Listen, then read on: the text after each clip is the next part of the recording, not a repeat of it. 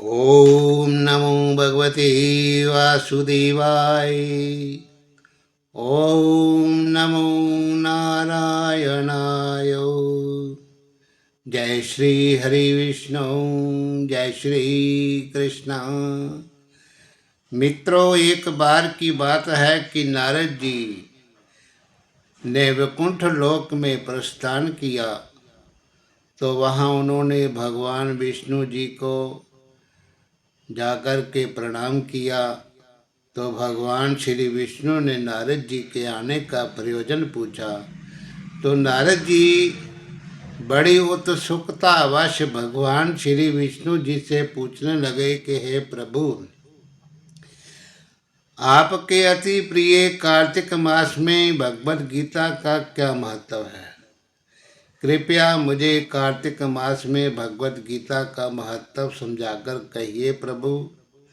तब भगवान विष्णु जी ने कहा कि सभी मासों में मुझे कार्तिक मास जो है अति प्रिय है और संसार में सबसे अति प्रिय मुझे भगवत गीता है।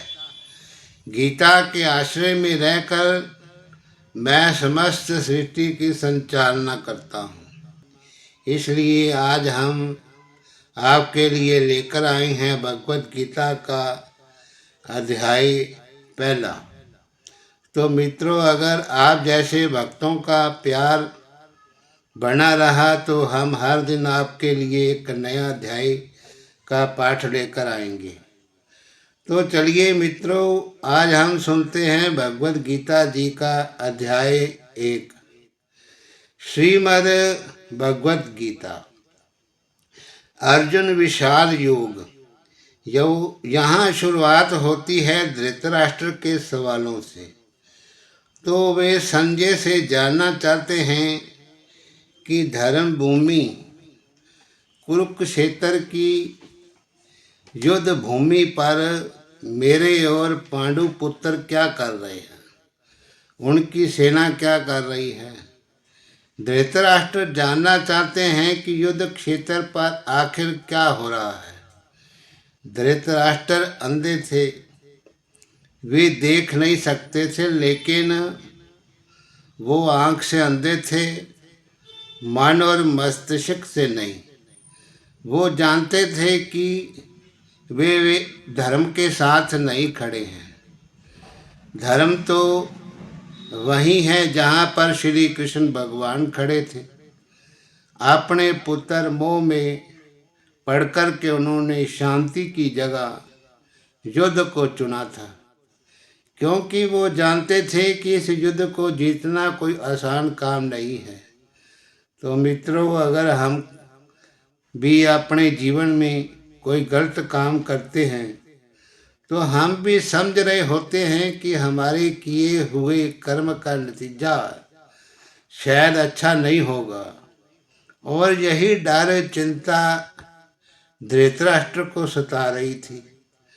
तो संजय आंखों देखा हाल देख कर के बताते हुए बता रहे हैं कि हे राजन, दुर्योधन पांडवों की सेना के व्यूह को देख रहे हैं। तो ये बात गुरु द्रोणाचार्य को जाकर के कहते हैं। संजय को दिव्य दृष्टि प्राप्त हुई थी। युद्ध क्षेत्र से दूर रहते हुए भी वे युद्ध का आंखों देखा हाल देखकर बता सकते थे। वो जो देख रहे थे वही बता रहे थे, इसमें वे अपनी तरफ से कुछ भी नहीं कह रहे थे। सिर्फ युद्ध का आंखों देखा हाल ही बता रहे थे। तो मित्रों, ये संजय की दिव्य दृष्टि का ही कमाल था कि हमें गीता जो है सुनने को मिली है। तो अब राजा युधिष्ठिर ने संजय से पूछा कि हे संजय, धर्म का क्षेत्र जो है कुरुक्षेत्र, वहाँ मेरे पांडु पुत्र ने क्या किया, सो मेरे से बताओ। तो राजा का वचन सुन संजय बोला कि हे राजन, तेरे पुत्र दुर्योधन ने पांडवों की सेना को देखकर अपने गुरुदेव द्रोणाचार्य के पास जाकर विनती की कि हे आचार्य, देखो तो पांडवों की सेना का समूह और सेना की पंक्ति कैसी भली भांति बनी है, और द्रुपद का पुत्र धृष्टद्युम्न जो तुम्हारा शिष्य है कैसा बुद्धिमान है, जिसने पांडवों की सेना की पंक्ति कैसे भली भांति बनाई है।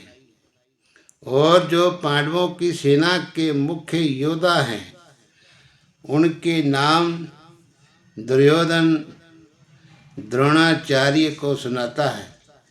इस सेना में गदाधारी भीमसेन, धनुषधारी अर्जुन और राजा युयुधान, राजा विराट, राजा द्रुपद, महारथी धृष्टकेतु, चेकितान और बड़ा बलवान काशी का राजा, और पुरुजित, कुंती भोज, मनुष्यों में सर्वश्रेष्ठ शैव्य, युधामन्यु और विक्रांत, बड़ा बलवान उत्तमौजा, सुभद्रा का पुत्र अभिमन्यु और द्रौपदी के पांचों पुत्र सभी महारथी हैं। अब दुर्योधन अपनी सेना के मुख्य योद्धाओं के नाम और बल सुनाता है। हे आचार्य जी, जो मेरी सेना के मुख्य योद्धा हैं, हे ब्राह्मणों में श्रेष्ठ द्रोणाचार्य जी, उनके नाम सुनो।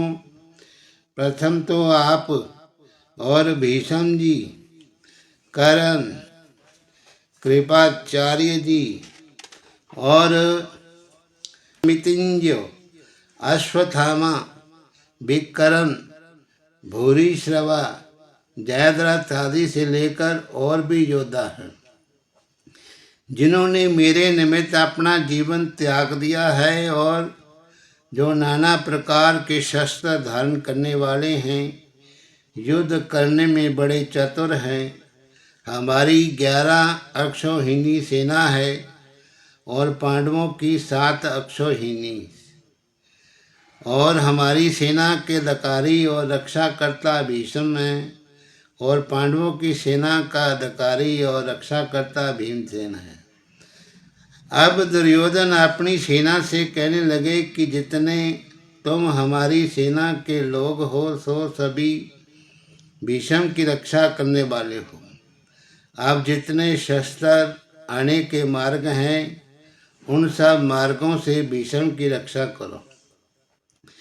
दुर्योधन के मुंह से भीष्म आदि योद्धाओं ने ये वचन सुनकर उसको प्रसन्न करने के लिए कौरवों में जो बड़े वृद्ध भीष्म पितामह हैं, उन्होंने प्रथम सिंह की तरह गर्ज कर अपना प्रतापवान शंख बजाया, जिसके उपरांत दुर्योधन की सारी सेना ने शंख बजाए, भेरी, ढोल और रण वाद्य, दमामे, गोमुख इत्यादि बजाए। तो सेना ने विभिन्न प्रकार के बाजे एक साथ बजाई, जिनका बड़ा ही भयंकर शब्द होगा। अब पांडवों की सेना ने जो बाजे बजाए उनको कहते हैं। प्रथम तो जिस रथ पर श्री कृष्ण भगवान जी विराजमान हैं, उस बड़े रथ की सारी सामग्री कंचन की है और रत्नों से जड़ित है। जैसे वर्षा ऋतु का मेघ गरजता है, वैसे ही रथ के पहियों की आवाज है, ऐसा रथ है। अब घोड़ों की शोभा कहते हैं, जैसे गऊ का दूध होता है वैसा उसका सुंदर रंग है, और जैसे कार्तिक का फूला हुआ कोमल कमल होता है, ऐसा सुंदर घोड़ों का मुख है और बहुत सुंदर है गर्दन जिनकी, सुंदर है कान जिनके, सुंदर है पूंछ जिनकी, स्वर्ण की घुघरी की जल रेव है और चरण में स्वर्ण के नूपुर पड़े हैं। ये तो उन घोड़ों की शोभा है। ऐसे सुंदर रथ पर सारथी भक्तवत्सल सत्य स्वरूप आनंद कंद श्री कृष्ण भगवान जी विराजमान हैं, और योद्धा के स्थान पर अर्जुन भक्त विराजमान है। उन्होंने भी अपने अपने दिव्य शंख बजाए। प्रथम श्री कृष्ण भगवान जी ने अपना 5 जन्य नामक शंख बजाया और देवदत्त नामक शंख अर्जुन ने बजाया। पौंड्र नामक शंख भीमसेन ने बजाया। सो भीमसेन कैसा है?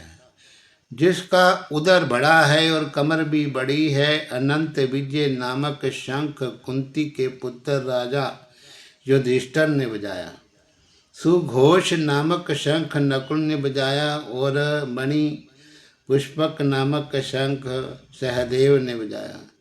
बड़े धनुष के कारण के धारण करने वाले काशी के राजा ने अपना शंख बजाया। महारथी शिखंडी ने भी अपना शंख बजाया और धृष्टद्युम्न ने भी अपना शंख बजाया और राजा विराट ने भी अपना शंख बजाया। और अजित जो किसी से जीता ना जा सके, ऐसा जो सात्यकी यादव है, उसने भी अपना शंख बजाया और राजा द्रुपद ने भी अपना शंख बजाया। और द्रौपदी के 5 पुत्रों ने भी शंख बजाए और जितने भी पांडवों की सेना के राजे थे सब ने शंख बजाए।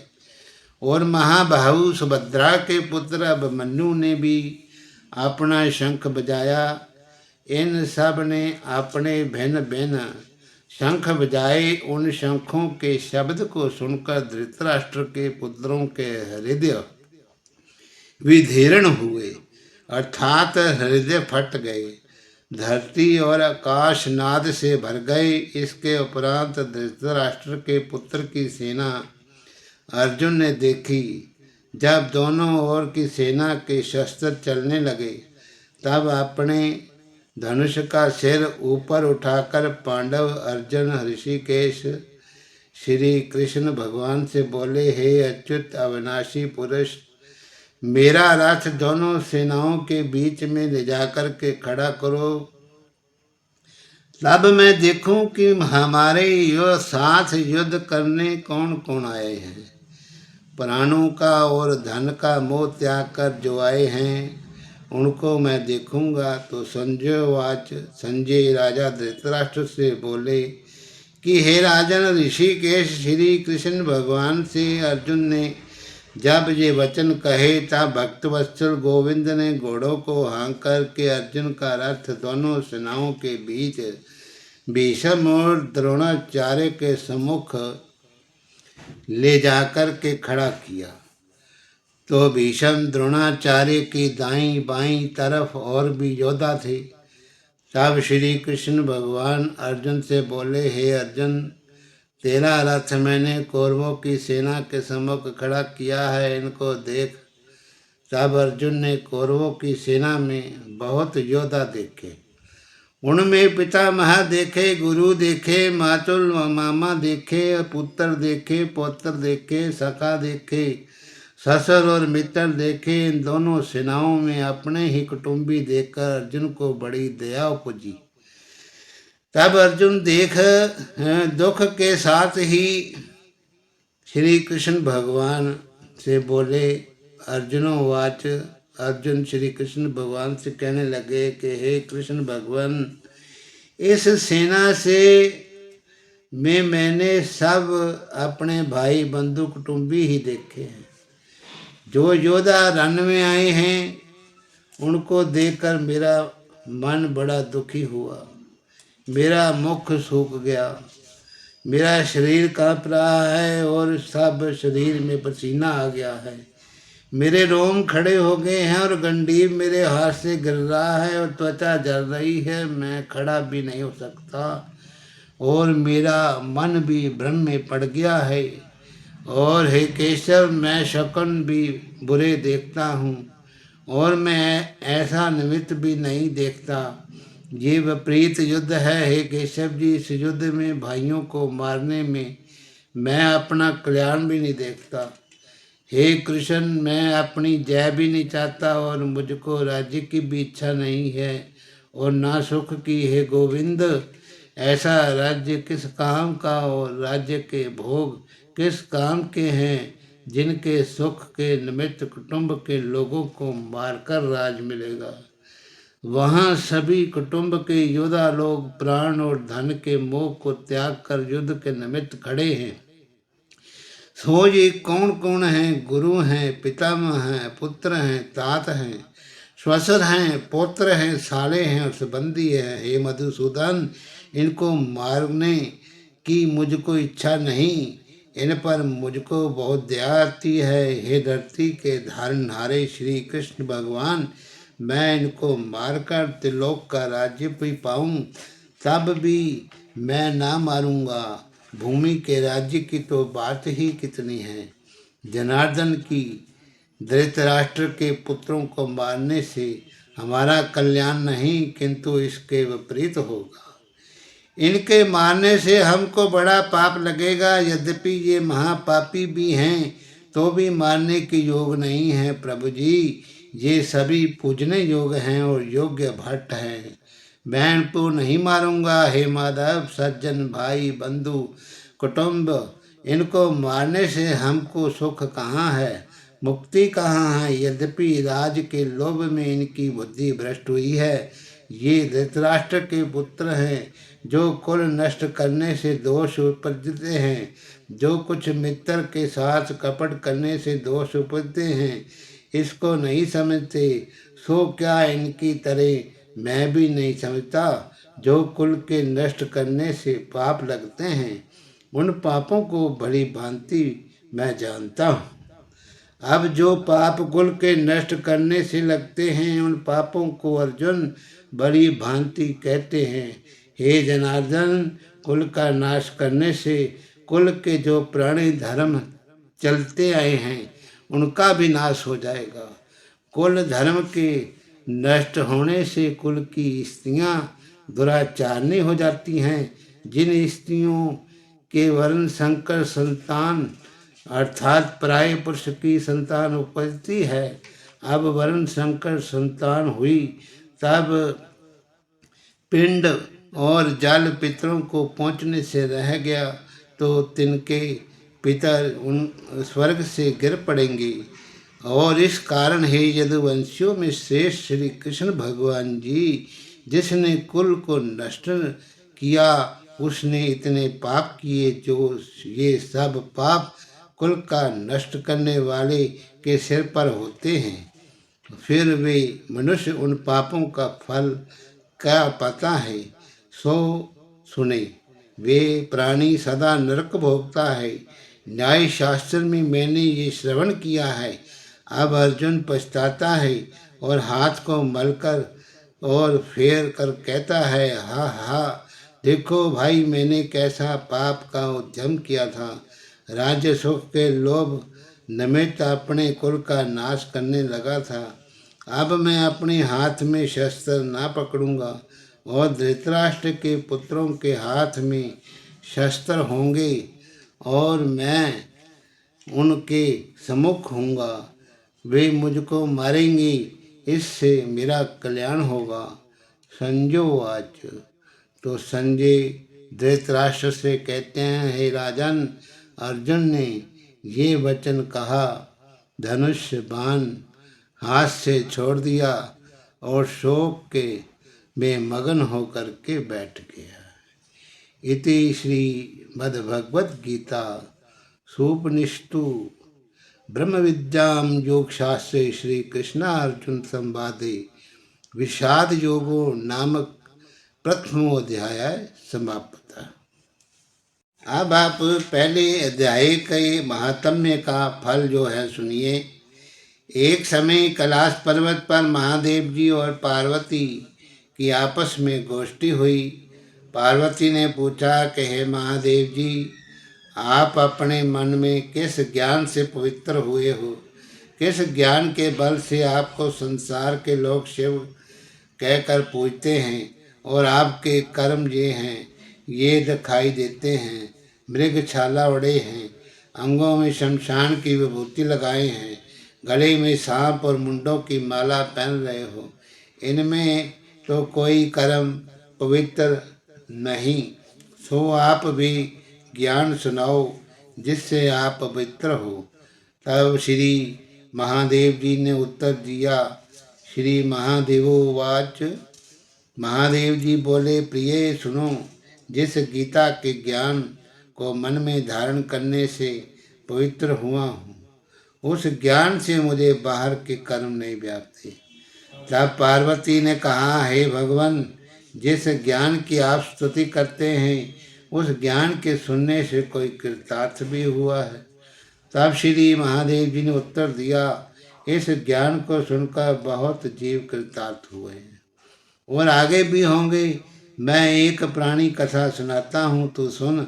एक समय पाताल लोक में शेषनाग की सैया पर श्री नारायण जी आंखें बंद करके अपने आनंद में मगन थे। तो उस समय भगवान के चरण दबाते हुए श्री लक्ष्मी जी ने पूछा कि हे प्रभु, निद्रा और आलस्य उन पुरुषों को व्यापता है जो कि तामसी हैं।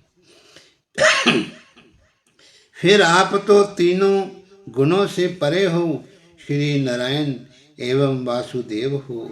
आप नेत्र जो बंद किए हो, ये मुझको बड़ा आश्चर्य है। तो श्री नारायण जी बोले कि हे लक्ष्मी जी, मुझको निद्रा आलस्य नहीं व्यापता। एक शब्द रूपी जो भगवत गीता है, उसमें जो ज्ञान है, उसके आनंद में मैं मग्न रहता हूँ। जैसे 24 अवतार मेरे आधार रूप हैं, वैसे ही ये गीता शब्द रूपी अवतार है। इनके 5 अध्याय मेरे मुख हैं, 5 अध्याय मेरी भुजा हैं, 5 अध्याय मेरा हृदय और मन है, 16वां अध्याय मेरा पेट है, 17वां अध्याय मेरी जंगा हैं, 18वां अध्याय मेरे चरण हैं, और जितने श्लोक हैं सो मेरी नाड़ियाँ हैं, जो अक्षर है वे मेरे रोम हैं। ऐसा जो मेरा शब्द रूपी गीता ज्ञान है, उसके भाव को मैं हृदय में विचारता हूँ और बहुत आनंद पाता हूँ। तब लक्ष्मी जी कहने लगी कि हे नारायण, जब श्री गीता जी का ऐसा ज्ञान है तो उसको सुनकर कोई जीव कृतार्थ भी हुआ है? तब श्री नारायण जी ने कहा, हे लक्ष्मी, गीता ज्ञान को सुनकर बहुत जीव कृतार्थ हुए, सो तू सुन। श्री नारायणोवाच। शूद्र वर्ण का एक प्राणी था जो चंडालों का कर्म करता था और तेल लवण का व्यापार करता था। उसने एक बकरी पाली। एक दिन वह बकरी चराने के जंगल में ले गया और वृक्षों के पत्ते तोड़ने लगा। वहाँ सांप ने उसको डस लिया। तुरंत ही वे मर गया। मरकर उस प्राणी ने बहुत से नरक जो थे भोगे। तो फिर बैल की योनि उसने पाई और उस बैल को एक भिक्षुक ने खरीद लिया। तो भिखारी उस बैल पर चढ़कर सारा दिन मांगता फिरता, जो कुछ भिक्षा मांगकर लाता वे अपने कुटुंब के साथ मिलकर खाता। बैल सारी रात भर द्वार पर बंधा रहता, उसके खाने पीने की कोई खबर न देता। कुछ थोड़ा सा भूसा उसके आगे डाल देता। इस प्रकार कई दिन बीते तो वे बैल भूख का मारा गिर पड़ा, मरने लगा। तब उसके प्राण नहीं छूटे थे। तब नगर के लोग देखते, कोई तीर्थ का फल दे, कोई व्रत का फल दे, और उस बैल के प्राण छूटते ही नहीं थे। एक दिन एक गणिका आई। उसने लोगों से पूछा कि ये भीड़ कैसी है? तो उन्होंने कहा कि इसके प्राण नहीं छूटते, अनेक पुण्यों का फल दे रहे हैं तो भी इसकी मुक्ति नहीं होती। तब गणिका ने कहा, मैंने जो कर्म किया है उसका फल मैंने इस बैल के निमित्त दिया। इतना कहते ही बैल की मुक्ति हुई। उस बैल ने ब्राह्मण के घर जन्म लिया। पिता ने उसका नाम सुशर्मा रखा। बड़ा होने पर पिता ने उसको पढ़ाया। उसको पिछले जन्म की सुध रही। उसने एक दिन मन में सोचा कि जिस गणिका ने मुझे बैल की योनि से छुड़ाया था उसके दर्शन करूं। तो विपर चलता चलता गणिका के घर गया और कहा, तू मुझे पहचानती है? गणिका ने कहा, मैं नहीं जानती। तू कौन है? क्योंकि तुम विपर, मैं वैश्य हूँ। तब विपर ने कहा, मैं वही बैल हूँ जिसको तुमने अपना पुण्य दिया था। तब मेरी मुक्ति हुई थी। अब मैंने विप्र के घर में जन्म लिया है, तुम अपना पुण्य बताओ। तो वैश्य ने कहा, मैंने अपनी याद में तो कोई ऐसा पुण्य नहीं किया, पर मेरे घर में एक तोता है, वे सब कुछ पढ़ता है और मैं उसके वाक्य जो है सुनती हूँ, तो उसी पुण्य का फल मैंने तेरे निमित्त दिया था। तब उस विप्र ने तोते से पूछा कि तू सवेरे क्या पढ़ता है?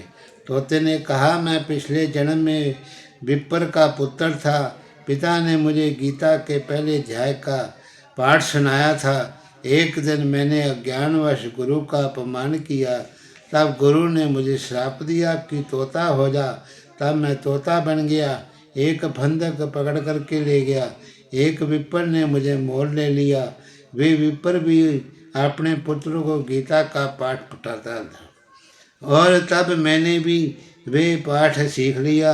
एक दिन ब्राह्मण के घर कुछ चोर आए, कुछ धन प्राप्त ना हुआ। मेरा पिंजरा उठाकर ले गए। उन चोरों की ये गणका मित्र थी। मुझे इसके पास ले आए, सो मैं नित्य गीता जी के पहले अध्याय का पाठ करता हूँ। ये सुनती है, पर जो मैं पढ़ता हूँ इस गणका के समझ में नहीं आता। वही पुण्य तेरे निमित्त दिया था, सो श्री गीता जी के पहले अध्याय के पहले पाठ का ये फल है। तब विप्र ने कहा, हे तोते, तू भी विप्र है, मेरे आशीर्वाद से तेरा कल्याण हो। सो हे लक्ष्मी, इतना कहने से तोते की मुक्ति हुई। उस गणिका ने बड़े कर्म ग्रहण किए, नित्य प्रति स्नान कर गीता के पहले अध्याय का पाठ करती थी। इसी तरह भले विप्र, क्षत्रिय, वैश्य सभी उस वैश्य की पूजा करने लगे और विप्र अपने घर को गया। श्री नारायण जी ने कहा, हे लक्ष्मी, जो कोई भी गीता का पाठ करे या श्रवण करे उसको भी मुक्ति मिलेगी। ये पहले अध्याय का महात्म्य मैंने आपसे कहा। हरि ओम तत्सत। नमो नमः।